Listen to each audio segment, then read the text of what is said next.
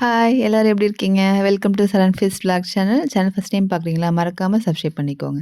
இன்னைக்கு ரவா தோசை தான் செய்ய போறோம். நான் இங்க மெஷர்மெண்ட்லாம் இல்ல. நான் நார்மலா தான் கரைச்சிருக்கேன். ஸோ உங்களுக்கு நான் மெஷர்மெண்ட்டோட சொல்றேன். 2 கப் 1 1/2 கப் ரவா எடுத்துக்கலாம். 1 கப் மைதா மாவு, 1/2 கப் வந்து பச்சரிசி மாவு சேர்த்துக்கலாம். 3த்தையும் போட்டுட்டு சீரகம், மிளகு வந்து நல்லா பொடிச்சு போட்டுக்கோங்க. அதுக்கப்புறம் இதோட ஆட் பண்ணுறதுக்கு பெரிய வெங்காயம் இல்லைன்னா சின்ன வெங்காயம் எது இருக்கோ அதை பொடியாக கட் பண்ணி வச்சுக்கோங்க. கருவேப்பிலை, ஒரே ஒரு பச்சை மிளகாய், இஞ்சி, கொத்தமல்லி எல்லாமே வந்து நல்லா ஃபைனாக சாப் பண்ணிக்கோங்க. பண்ணிவிட்டு இதோட நம்ம வந்து மிக்ஸ் பண்ணிக்கலாம். இப்போ அதோட எல்லாத்தையும் மிக்ஸ் பண்ணிக்கோங்க. அதிலே கொஞ்சம் வந்து நம்ம வந்து பெருங்காயத்தூளும் சேர்த்துக்கலாம். இருந்ததுன்னா சேர்த்துக்கோங்க, இல்லைன்னா ஸ்கிப் பண்ணிக்கோங்க.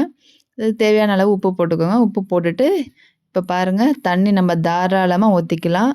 நம்ம எங்கே மாவில் தண்ணி கட்டியாக இருக்கோ இல்லை தண்ணி கூட போயிடுச்சோன்னு பயப்படவே தேவையில்ல. ரவா தோசைக்கு தண்ணி நல்லா தாராளமாக ஊற்றிக்கலாம். எந்த அளவுக்கு தண்ணி ஊற்றணும்னு பாருங்கள்.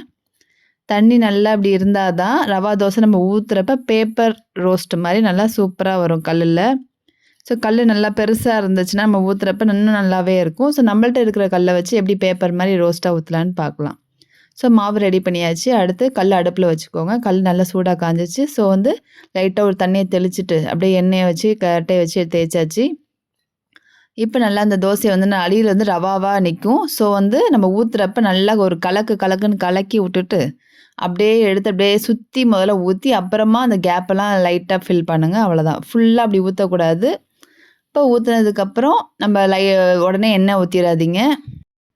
அந்த தோசையில் பாருங்கள் கொஞ்சம் லைட்டாக வெந்து இருக்கும் பாருங்கள். அந்த மாதிரி வெந்ததுக்கப்புறம் அதுக்கப்புறம் மேலே எண்ணெய் ஊற்றுங்க. நல்லா தாராளமாக எண்ணெய் ஊற்றுங்க.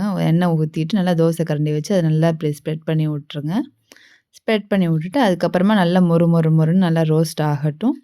ரோஸ்ட் ஆனதுக்கப்புறம் நம்ம வந்து சுற்றி அப்படியே எடுத்து விட்டுட்டு அதுக்கப்புறமா நம்மளுக்கு வந்து நடுவில் எடுத்து நம்ம பரட்டி போட்டுக்கலாம். ஸோ நம்ம அது உடையாமல் பிய்யாமல் எல்லாமே அப்படி க்ளீனாக சூப்பராக வரும். நல்லா ரோஸ்ட் நல்லா கோல்டன் ப்ரௌனாக செம்மையாக இருக்குது. ஸோ ஒரு கரண்டி அப்படியே சுற்றி ஊற்றி விடுங்க. இப்போ ரவா தோசை வந்து ரெடி ஆயிடுச்சு. ஸோ இதே மாதிரி எல்லா தோசையும் நம்ம ஊற்றி எடுத்துக்கலாம். அடுத்த தோசையை பாருங்களேன். இது பாருங்கள், இது நம்ம ஃபஸ்ட்டே வந்து கொஞ்சம் அந்த கேப் இல்லாமல் அந்த ஓட்டையாக இருக்குது பார்த்தீங்க, இந்த மாதிரி தான் இருக்கும் ரவா தோசை. ஸோ நீங்களே செஞ்சு பார்த்துட்டு எப்படி இருக்குன்னு எனக்கு கமெண்ட் பண்ணுங்கள். பிடிச்சிருந்தா லைக் பண்ணுங்கள். மறக்காமல் சரண் ஃபீஸ்ட் விலாகை சப்ஸ்கிரைப் பண்ணிக்கோங்க. தேங்க்யூ.